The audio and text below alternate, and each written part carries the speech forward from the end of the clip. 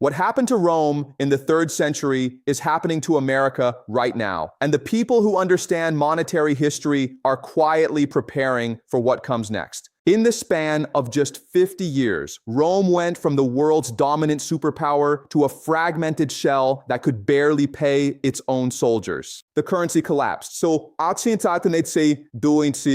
the military revolted. The empire that had stood for 800 years began its terminal decline. And it all started with a debt problem that looked exactly like what America faces today. There is a reason why every major power on earth is currently stockpiling gold at record rates. There is a reason why central banks that spent decades selling gold are now buying more than at any point in the last 50 years. They are not doing this because of economic theory. They are doing this because they have studied history and they know what happens next when an empire reaches the debt levels America has reached. Tonight, I am going to take you inside the most important pattern in economic history. How did Rome try to solve its debt crisis? What were the warning signs that appeared before the collapse? And most critically, what does this historical pattern tell us about the timeline and mechanism of America's coming monetary transformation? 3 questions will structure everything that follows. By the end, you will understand why this is not prophecy, but pattern recognition, and why the timeline is shorter than most people imagine.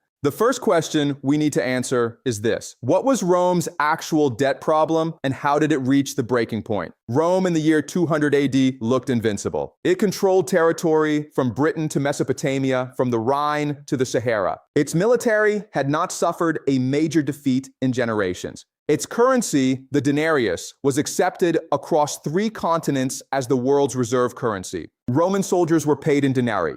Taxes were collected in denarii. International trade was conducted in denarii. If you wanted to do business anywhere in the civilized world, you needed Roman currency. But beneath this appearance of strength, a structural problem was growing. The empire had made promises it could not keep. It had committed to paying hundreds of thousands of soldiers stationed across thousands of miles of frontier. It had committed to providing grain subsidies to the population of Rome itself, free bread for the urban masses. It had committed to maintaining roads, aqueducts, and infrastructure across an area of 2 million square miles. And the revenue required to meet these commitments was becoming impossible to collect. Here are the numbers that matter.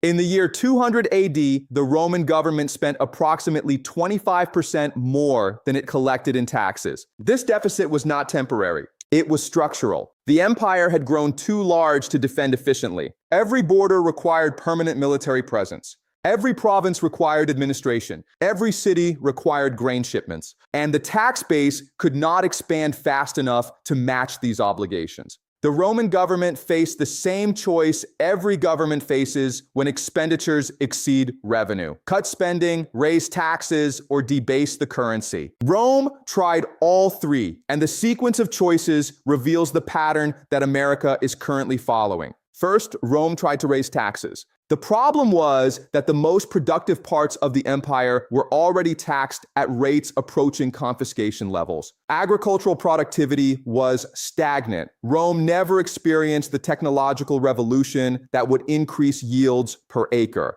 The tax base was fixed, and increasing rates simply drove more economic activity underground or caused farmers to abandon their land rather than work for the tax collector. Second, Rome tried to cut spending. But here is the critical insight. The empire could not cut the one category that consumed the majority of the budget: military expenditure. The moment Rome reduced frontier garrisons, barbarian raids increased. The moment it delayed soldier pay, mutinies occurred. The military spending was not optional. It was the minimum required to prevent immediate collapse. This left the third option: currency debasement. And this is where the Roman experience becomes a perfect preview of what is happening in America today. Let me explain exactly what Rome did and why it created a death spiral that became irreversible. In the year 64 AD, under Emperor Nero, the silver denarius contained approximately 4 grams of pure silver. This was the coin that Roman soldiers expected as payment. This was the standard that had held for generations. But by the year 200 AD,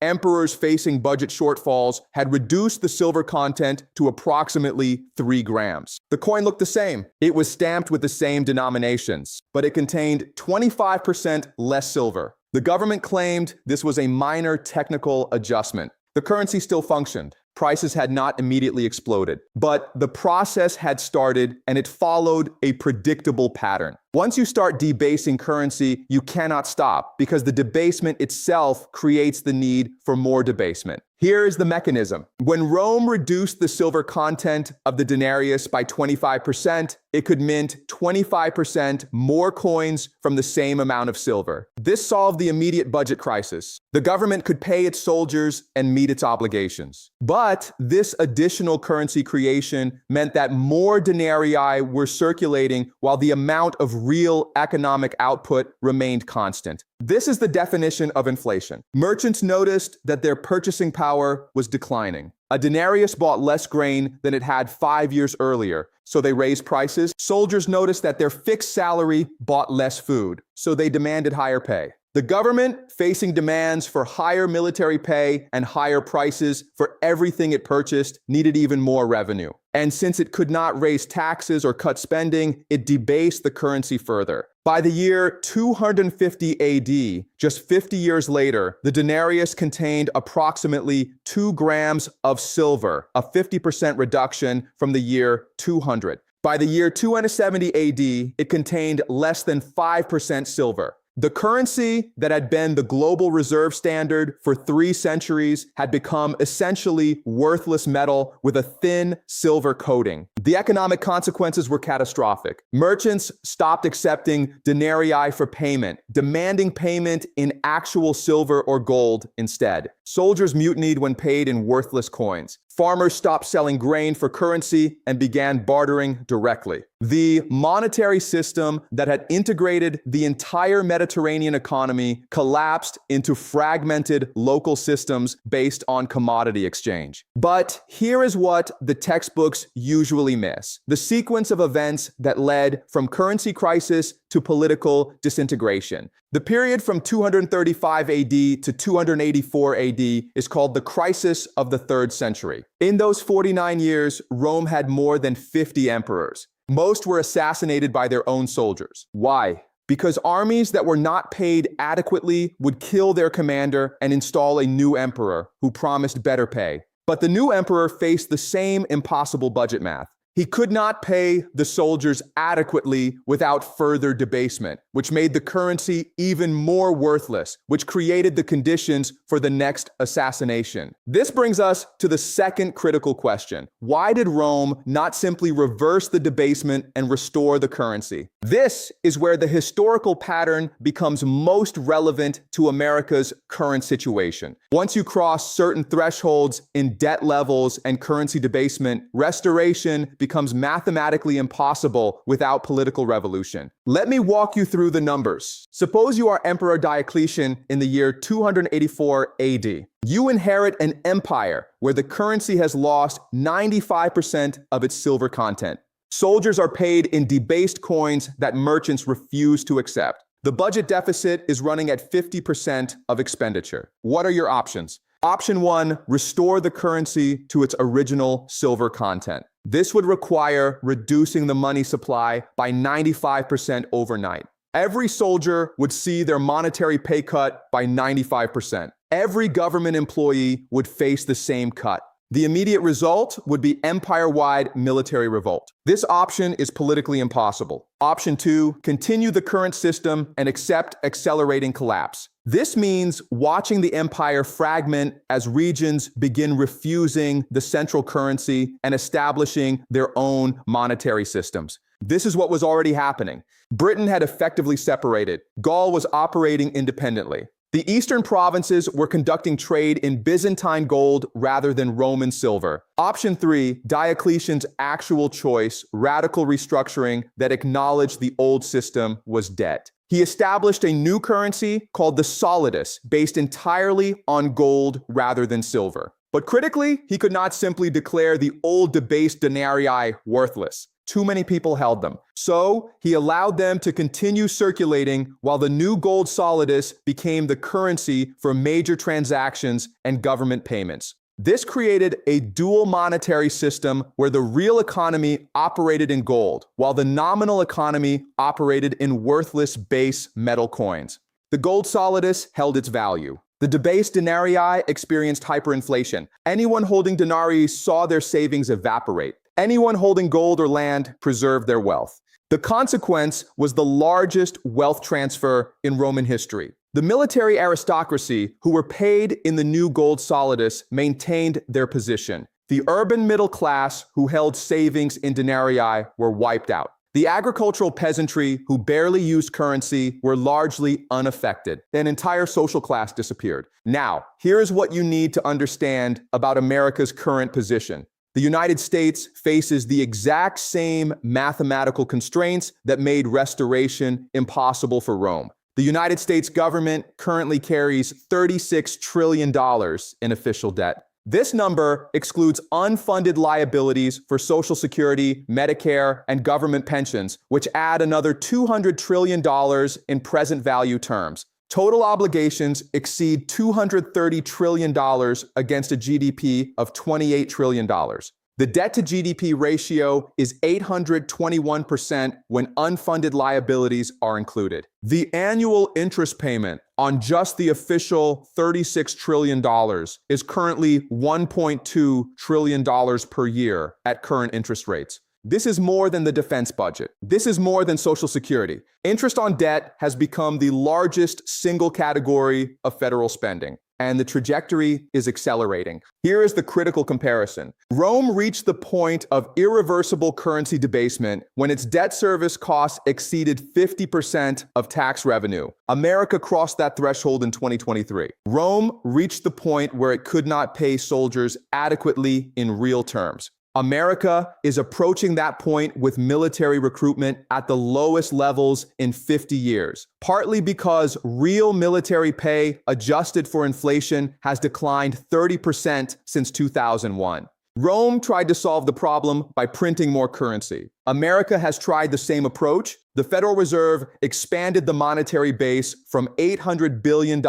in 2008 to $9 trillion in 2023. This is a 1,000% increase in 15 years. The Roman denarius took 50 years to lose 95% of its value through similar debasement. The dollar has lost 97% of its purchasing power since 1913, when the Federal Reserve was created. The pattern is identical. The timeline is compressed because modern fiat currency can be created electronically rather than through physical minting, but the fundamental dynamics are the same. This brings us to the third question, which is the one that matters most for anyone trying to prepare.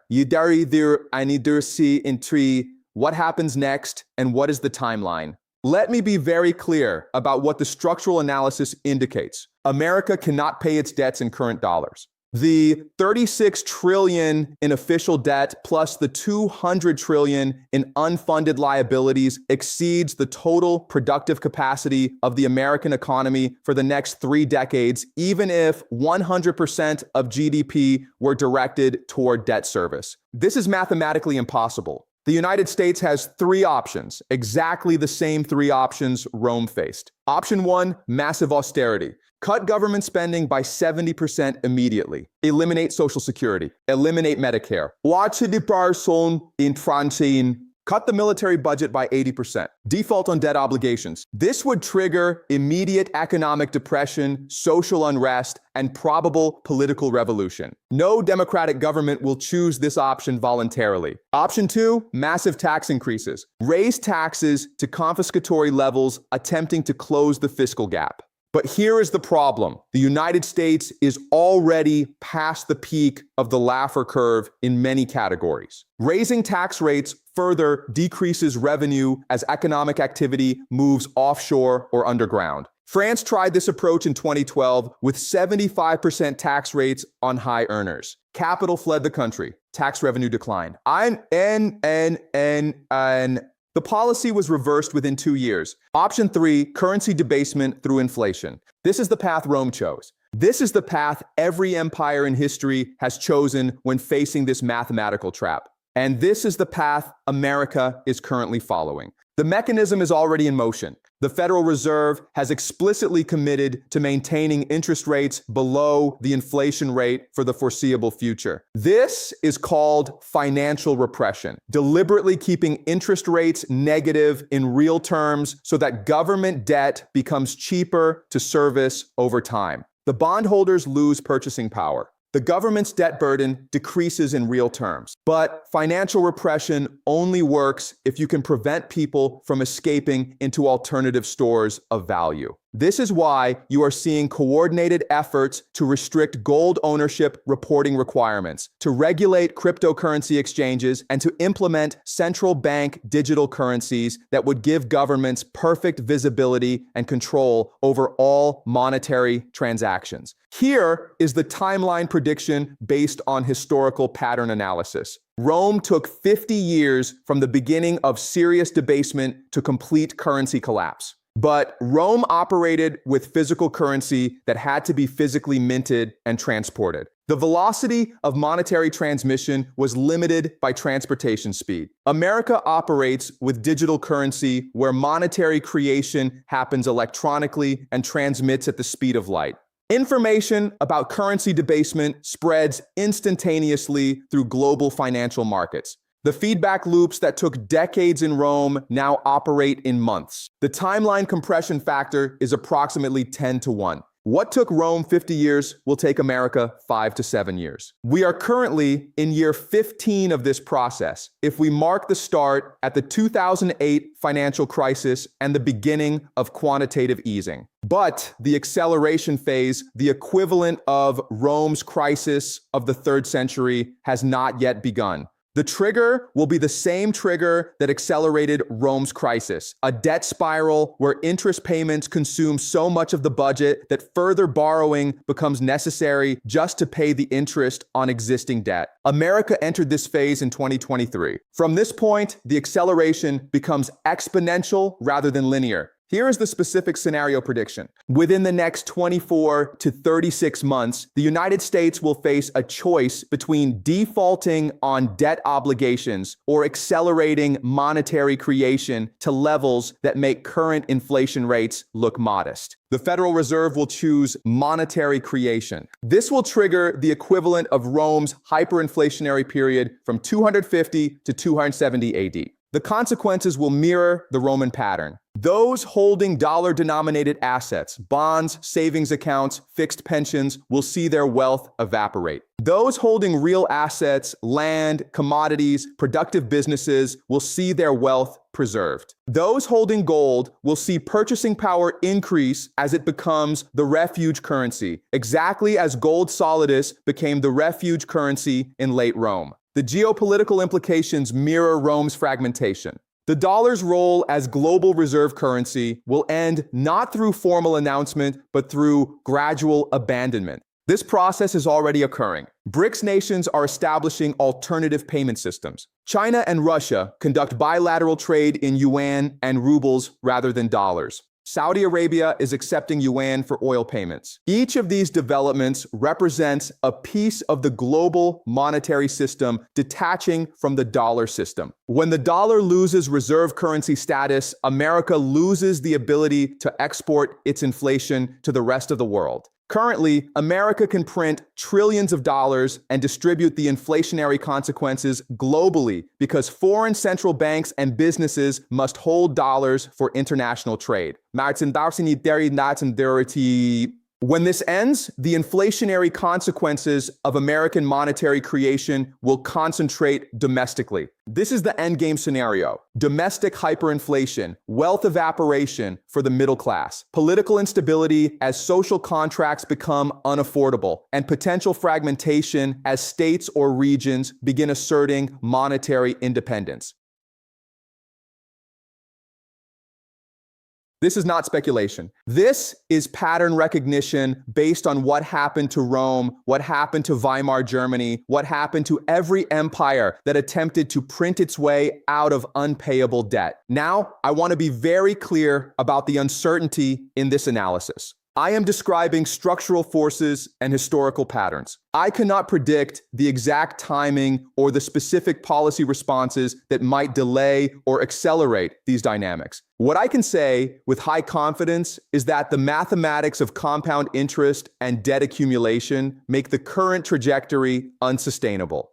The Roman Empire did not disappear overnight. The debasement that began in 64 AD led to crisis in 235 AD, led to restructuring in 284 AD, led to final collapse in 476 AD. The process took 400 years. But the critical phase, the crisis of the 3rd century, where the old system died, took only 50 years. And within that 50 years, the acceleration occurred in the final 20. America's timeline is compressed because information moves faster, but the pattern is the same. We are watching the early acceleration phase. The critical question is not whether the system transforms, but whether the transformation is managed with some preservation of social order, or whether it occurs chaotically with widespread economic destruction. History offers one additional lesson that provides both warning and possibility. Rome eventually stabilized under Diocletian and Constantine by accepting that the old system was dead and building a new structure.